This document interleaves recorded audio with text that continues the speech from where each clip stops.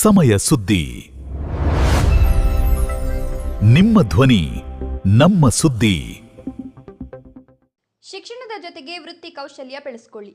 ಹಂಡಿಗನಾಳದಲ್ಲಿ 120 ಪ್ರತಿಭಾವಂತ ವಿದ್ಯಾರ್ಥಿಗಳಿಗೆ ಪುರಸ್ಕಾರ. ಶಿಡ್ಲಘಟ್ಟ ತಾಲೂಕಿನ ಹಂಡಿಗನಾಳದ ಕೆವಿ ಭವನದಲ್ಲಿ ಶ್ರೀ ವೀರಣ್ಣಸ್ವಾಮಿ ಮತ್ತು ಶ್ರೀ ಕೆಂಪಣ್ಣಸ್ವಾಮಿ ದೇವಾಲಯ ಟ್ರಸ್ಟ್ ವತಿಯಿಂದ 2025-26ನೇ ಸಾಲಿನ 12ನೇ ವರ್ಷದ ಪ್ರತಿಭಾ ಪುರಸ್ಕಾರ ಹಾಗೂ ಸನ್ಮಾನ ಸಮಾರಂಭವನ್ನು ಅತ್ಯಂತ ಯಶಸ್ವಿಯಾಗಿ ಹಮ್ಮಿಕೊಳ್ಳಲಾಗಿತ್ತು. ಗ್ರಾಮೀಣ ಭಾಗದ ವಿದ್ಯಾರ್ಥಿಗಳಲ್ಲಿ ಅಡಗಿರುವ ಪ್ರತಿಭೆಯನ್ನು ಪ್ರೋತ್ಸಾಹಿಸುವ ನಿಟ್ಟಿನಲ್ಲಿ ನಡೆದ ಈ ಕಾರ್ಯಕ್ರಮವು ನೆರೆದಿದ್ದ ನೂರಾರು ಯುವಜನರಿಗೆ ಪ್ರೇರಣೆ ಆಯಿತು.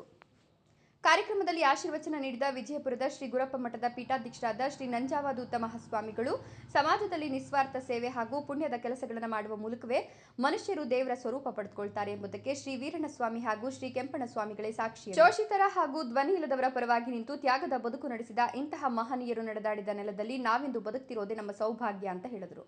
ಇದೇ ಸಂದರ್ಭದಲ್ಲಿ ಮಾತನಾಡಿದ ರಾಜ್ಯ ಹಣಕಾಸು ಆಯೋಗದ ಅಧ್ಯಕ್ಷರಾದ ಸಿ ನಾರಾಯಣಸ್ವಾಮಿ ಅವರು, ಇಂದಿನ ತೀವ್ರ ಸ್ಪರ್ಧಾತ್ಮಕ ಜಗತ್ತಿನಲ್ಲಿ ಕೇವಲ ಪದವಿ ಪಡೆದರೆ ಸಾಲದು, ಅದರೊಂದಿಗೆ ವೃತ್ತಿಪರ ಕೌಶಲ್ಯಗಳನ್ನು ರೂಢಿಸಿಕೊಳ್ಳೋದು ಅತ್ಯಗತ್ಯ ಅಂದರು. ನಮಗೆ ಶಿಕ್ಷಣ ಮತ್ತು ಸ್ಥಾನಮಾನ ನೀಡಿದ ಈ ಸಮಾಜಕ್ಕೆ ನಾವು ಸದಾ ಋಣಿಯಾಗಿರಬೇಕು.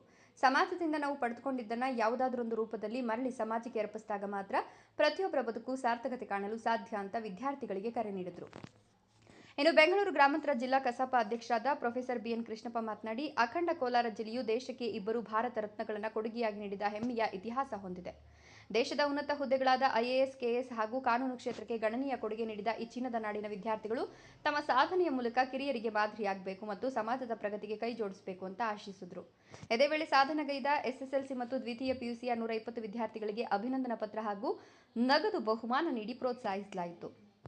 ಇದೇ ಟ್ರಸ್ಟ್ನಿಂದ ಈ ಹಿಂದೆ ಪುರಸ್ಕಾರ ಪಡೆದು ಪ್ರಸ್ತುತ ಉದ್ಯೋಗಕ್ಕೆ ಸೇರಿ ತಮ್ಮ ಮೊದಲ ತಿಂಗಳ ಸಂಬಳವನ್ನು ಇದೇ ಸತ್ಕಾರ್ಯಕ್ಕೆ ದೇಣಿಗೆಯಾಗಿ ನೀಡಿದ ಜ್ಯೋತಿಪುರ ಚಿರಾಗ್, ಸಾವುಕನಹಳ್ಳಿ ಲಾವಣ್ಯ, ಮೇಲೂರು ಡಾಕ್ಟರ್ ವರಲಕ್ಷ್ಮಿ ನವೀನ್ ಗೌಡ, ಮಲ್ಲೇನಹಳ್ಳಿ ಡಾಕ್ಟರ್ ದಾಮಿನಿ ಮತ್ತು ಜಂಗಾಲಹಳ್ಳಿ ಜಯನ್ ಮನೀಷಾ ಅವರನ್ನು ವಿಶೇಷವಾಗಿ ಸನ್ಮಾನಿಸಲಾಯಿತು. ಕಾರ್ಯಕ್ರಮದ ಆರಂಭದಲ್ಲಿ ಪೂಜ್ಯ ಶ್ರೀಗಳಿಗೆ ಭಕ್ತಿಭಾವದ ಪಾದಪೂಜೆ ನೆರವೇರಿಸಲಾಯಿತು.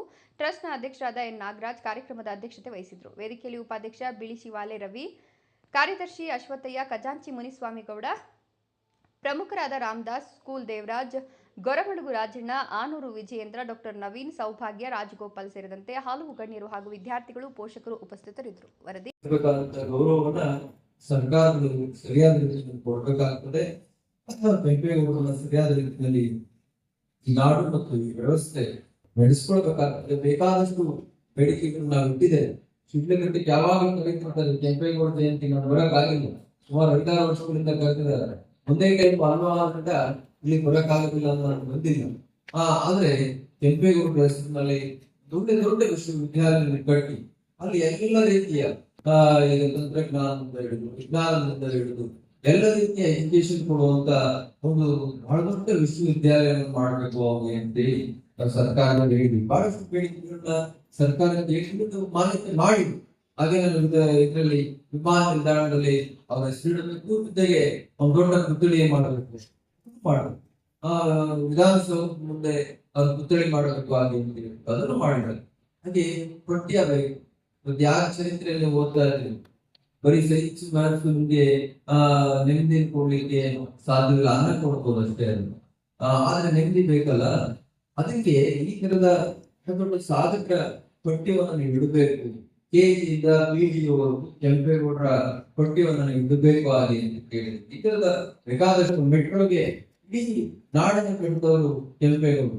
ಬೆಂಗಳೂರಿನಷ್ಟೇ ಕಟ್ಟಿದ್ದನ್ನು ತಗೋಬಹುದು. ಅವರ ಆಳ್ವಿಕೆ ಕೃಷ್ಣಗಿರಿವರೆಗೂ, ಚಿತ್ತೂರವರೆಗೂ, ಈ ಕಡೆ ಕೇರಳದ ನಾಡಿನವರೆಗೂ, ನಮ್ಮ ಕಡೆ ಆ ಕಡೆದ ಆಂಧ್ರ ನಾಡಿನವರೆಗೂ ಅವರ ಆಳ್ವಿಕೆ ಇತ್ತು. ಅವರು ಸಾಮಂತರ ಕೇವಲ 13 ವರ್ಷ ಮಾತ್ರ ಆಳ್ವಿಕೆ ಮಾಡಿದ್ರು. ಅದಾದ್ಮೇಲೆ ಗೌಡ ಸಾಮ್ರಾಜ್ಯವನ್ನು ಸ್ಥಾಪನೆ ಮಾಡಿ ಅವರ ಜೀವಿತಾವಧಿ ಕೂಡ ಮಹಾರಾಜರಾಗಿದ್ರು, ಅವ್ರ ಸಾಮಂತರಾಗಿರಲ್ಲ. ಹಾಗಾಗಿ ನೀವು ಅಂತ ಮಹನೀಯರನ್ನ ಉದಾಹರಣೆಯಾಗಿ ದೇಶಕ್ಕೆ, ಪ್ರಪಂಚಕ್ಕೆ ಬೇಕಾದಂತ ಬಹಳ ದೊಡ್ಡ ಸಾಧನೆಯನ್ನು ಮಾಡುವಂತ ಸಾಧಕರಾಗಬೇಕು.